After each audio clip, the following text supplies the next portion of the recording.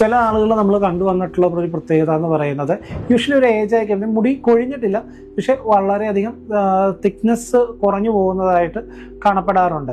അപ്പോൾ അതിൽ നമ്മൾ മനസ്സിലാക്കേണ്ട 2-3 കാര്യങ്ങളാവുള്ളേ. ഒന്ന്, ഏജിങ് അഫക്ട്സ് എവരിതിങ്. എല്ലാത്തിനും ഏജ് അഫക്റ്റ് ചെയ്യാറുണ്ട്. നമ്മുടെ skin, hair, nail. Whatever affects the hair it affects the skin and nail also. At least നെയിലിനെങ്കിലും അത് അഫക്റ്റ് ചെയ്യാറുണ്ട്. നമ്മളതിൽ ശ്രദ്ധിക്കേണ്ട കാര്യങ്ങൾ ഇപ്പോൾ ഒരു ഏജ് ചെല്ലും തോറും നമ്മൾ കൂടുതൽ എക്സ്ട്രാ കെയർ കൊടുക്കണം. പ്രത്യേകമായിട്ട് നമ്മുടെ ഗട്ട് കുറച്ചും കൂടി നമ്മൾ ശ്രദ്ധിക്കണം. വൈറ്റമിൻ ഡെഫിഷ്യൻസീസ് കൂടുതലും കാണപ്പെടുന്ന ഒരു കാലഘട്ടമാണ് കുറച്ചും കൂടി ഏജ് ആയി കഴിയുമ്പോൾ.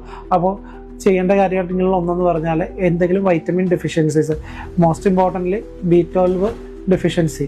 ആ B12 ഡെഫിഷ്യൻസി യൂഷ്വലി അത്രയും കാണപ്പെടാറില്ലെങ്കിലും വൈറ്റമിൻ D ഡെഫിഷ്യൻസി യൂഷ്വലി വളരെ കൂടുതൽ കാണപ്പെടുന്ന ഒരു കാര്യമാണ്. D ഡെഫിഷ്യൻസി ഉണ്ടോ എന്നുള്ളത് ശ്രദ്ധിക്കുക. അതുപോലെ സ്ത്രീകൾ പ്രത്യേകിച്ച് അയൺ ഡെഫിഷ്യൻസി ഉണ്ടോ എന്ന് ചോദിക്കുക. തൈറോയിഡ് കണ്ടീഷൻസ് ഉണ്ടോ എന്ന് ചെക്ക് ചെയ്യുക.